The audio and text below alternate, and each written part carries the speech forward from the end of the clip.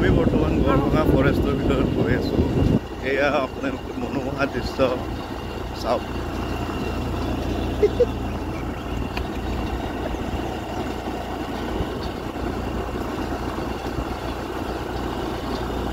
ভিতৰত নাহৰপান বুলি এটা নিজৰা আছে, আমি তালৈকে গৈ আছোঁ।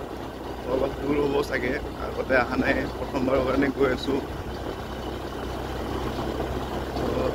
ৰাস্তাৰ যিটো পৰিৱেশ দৃশ্য সেইটো উপভোগ কৰক।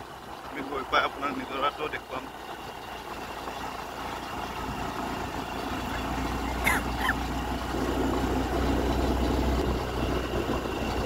যিহেতু ৰাস্তাটো সৰু, আপোনালোকে গাড়ী লাহে লাহে চলাব, আপোনালোকৰ নিজৰ সুৰক্ষাৰ বাবে।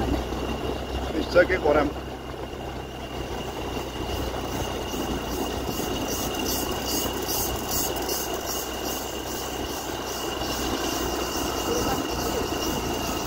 পাম পাম।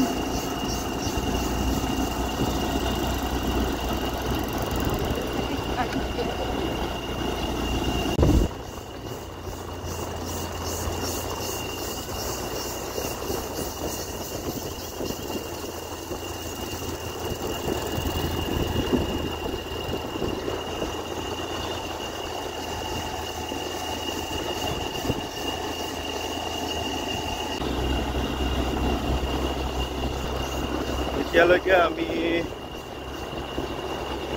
12 কিলোমিটাৰ হয় টোটেল নাহৰপাৰলৈকে।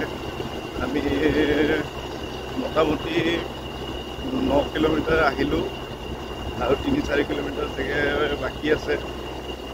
গৈ থাকোঁ, আপোনালোকে চাই থাকক।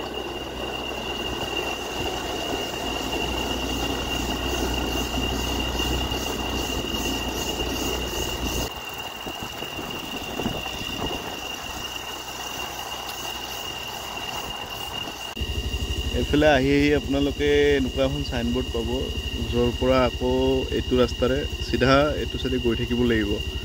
আপোনালোকে এইখিনি পালে উভতি নাযাব, আকৌ গড়ভঙা ৰিজাৰ্ভ ফৰেষ্টৰ ভিতৰত চাব পাৰে।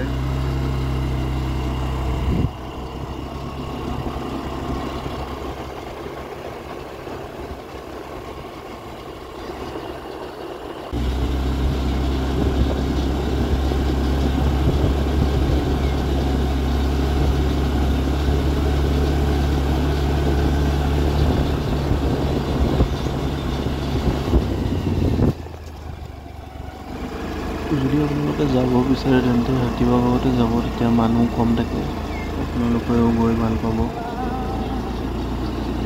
আৰু ৰাতিপুৱা পৰিৱেশটো ঠাণ্ডা হৈ থাকে, যিহেতু এতিয়া গৰমৰ দিন। এটা শান্ত পৰিৱেশ, আহিলে গম পাব, নিশ্চয়কৈ শান্ত পৰিৱেশ। সকলো অলপ সাৱধানে থাকিব, ইয়াত হাতী ওলায়। কাৰণ ইয়াত যিটো ফৰেষ্ট গাৰ্ড তেওঁলোকেও কৈছে, আৰু ইয়াৰ লোকেল মানুহখিনিও 2-এজন লগ পাইছিলোঁ, তেওঁলোকেও কৈছে অলপ সাৱধানে যাবৰ কাৰণে, হাতী ওলায় ইয়াতে। বাকী জীৱ জন্তু আছে নে নাই গম নাপাওঁ, কিন্তু হাতী ওলায় বুলি কৈছে। তো অলপ আপোনালোকে সাৱধানে গ'লে আৰু ভাল হয়। অৱশেষত আহি নাহৰপান ঠাইডোখৰ পালোঁ। নিজৰাটো খুবেই ধুনীয়া আছিলে। আমি গৈ পাওঁতে বেছি মানুহ নাছিলে, ভালদৰে চালোঁ, পানীত বহিলোঁ, ফটো উঠিলোঁ। তাৰ পৰা আমি আকৌ উভতি আহিলোঁ।